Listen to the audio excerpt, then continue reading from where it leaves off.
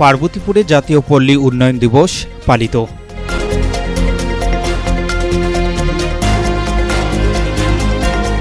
আসসালামু আলাইকুম। এমকে টেলিভিশনের নিয়মিত সংবাদে আপনাদের স্বাগত জানাচ্ছি আমি শারমিন মিনা।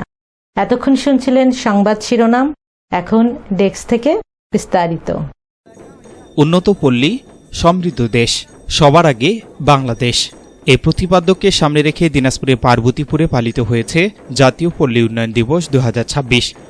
দিবসটি উপলক্ষে সোমবার সকালে পার্বতীপুর উপজেলা পরিষদ চত্বর থেকে একটি বর্ণাঢ্য র্যালি বের করা হয়। র্যালিটি উপজেলার বিভিন্ন গুরুত্বপূর্ণ সড়ক প্রদক্ষিণ শেষে উপজেলা পরিষদ সম্মেলন কক্ষে আলোচনা সভার আয়োজন করা হয়।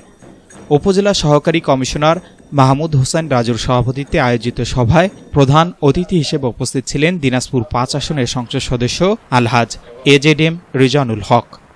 অনুষ্ঠানে আরও উপস্থিত ছিলেন উপজেলা সমাজসেবা কর্মকর্তা তাপস রায়, উপজেলা পল্লী উন্নয়ন কর্মকর্তা আবু মুসা মোহাম্মদ হাসান, যুব উন্নয়ন কর্মকর্তা আনিসুর রহমান, সিটিডব্লিউ এর সিনিয়র অফিসার রাধারানী রায়সহ এনজিও ও বিভিন্ন সরকারি দপ্তরের কর্মকর্তারা।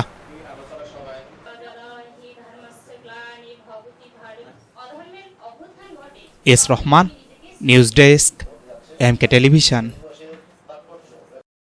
শেষ করছি এমকে টেলিভিশনের নিয়মিত সংবাদ। এতক্ষণ সাথে থাকার জন্য আপনাদের সবাইকে অনেক অনেক ধন্যবাদ।